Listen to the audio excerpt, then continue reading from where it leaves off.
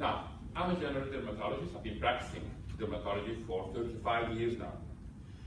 And from treating tinea to aesthetic procedures. I have an experience for 20 years with this prosthetic hair, with the biocompatible fiber insertion for treatment of alopecia. I want to show you this. My experience goes with just one type of artificial hair insertion. This is the one that I found.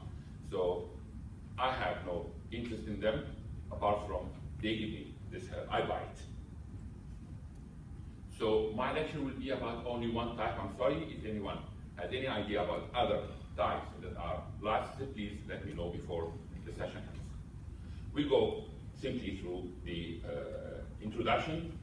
We all know that alopecia means loss of hair. We have many pathogenetic and etiological factors that end up in whether localized or diffuse alopecia that could be non-scarring or scarring. The treatment is basically medical if the condition is reversible or with minimal invasive procedures, and the surgical treatment is only reversed for irreversible cases. The candidates for surgery, this is an elective surgery. Again, we talk about irreversible cases, and there is no contraindication for the elective surgery. Basically, they are the androgenetic alopecia, irreversible types, and the scarring alopecia. The patient should be psychologically stable. This is elective surgery.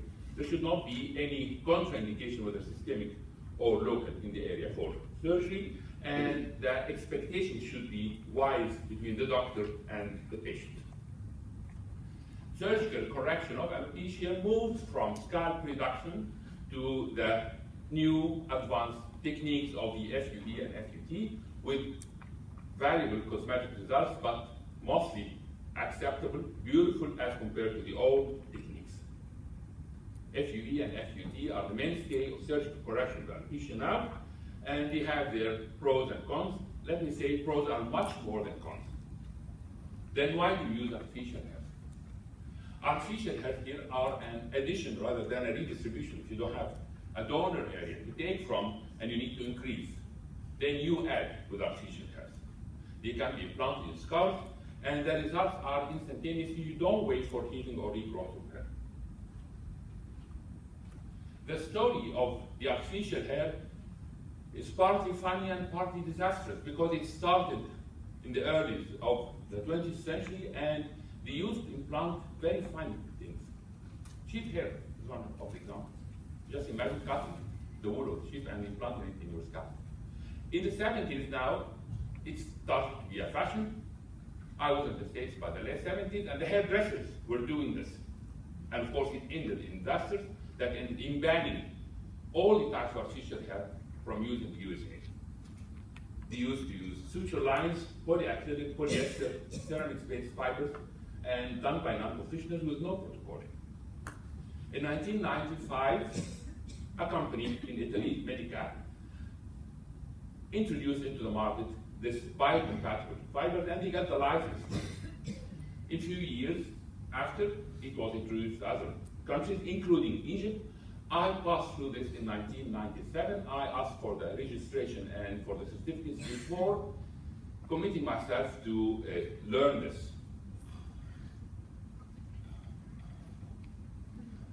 These are synthetic polyamide fibers, inert and biocompatible. They are resistant to heat damage, and they are provided in different colors, curves, and lengths to simulate the normal hair, and they can be implanted in single or in triplet hairs, like the hair follicle unit, only one root, and under local anesthesia into the gallia capitis. So again, the candidates should be emotionally stable. This is an elective aesthetic surgery. They should be free of medical contraindication, the better above 30 years of age. Mainly, they are the female androgenetic alopecia patients, and the male pattern where you cannot use the FUE or FUT, they don't have a donor area, or you can use it complementary to these things, or you can use it when the patients are asking for fast results. The limitation, this is artificial, it does not grow, it does not have a root, and when it falls, it does not regrow. So the length you are going to put is going to be kept till the hair falls, and the annual loss is 10 to 20%.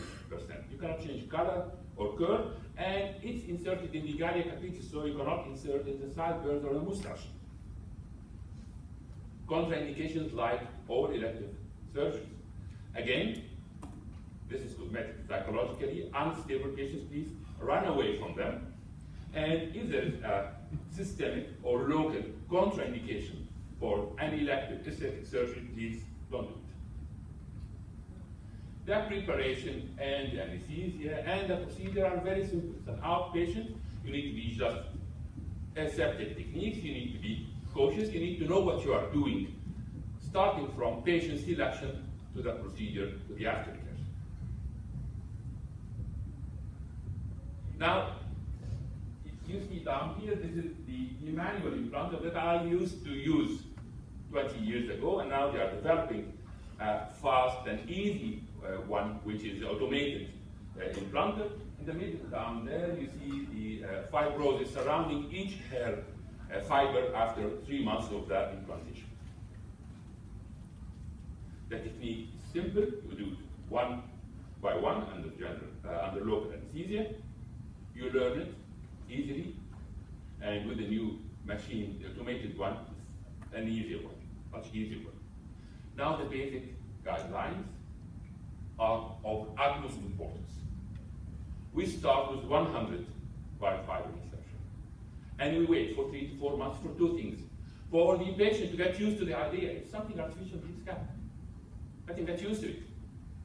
And if he is not easy with it, then we remove them.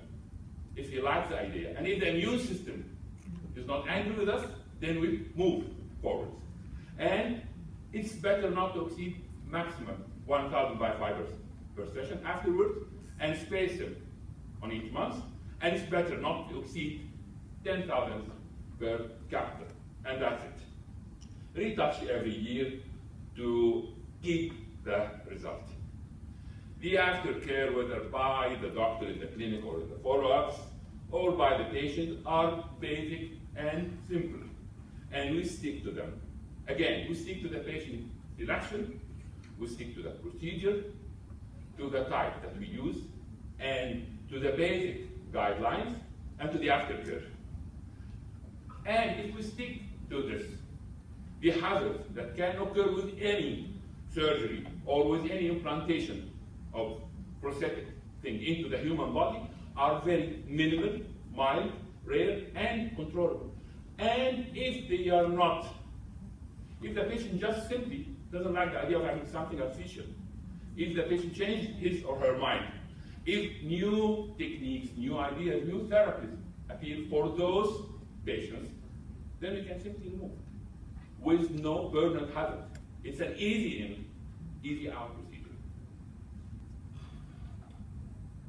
He had long hairs to cover his bald part, and he wanted to cut the long hairs and put some few hairs to look more natural. That was done in one session, just 500, and you cannot see any difference between his natural and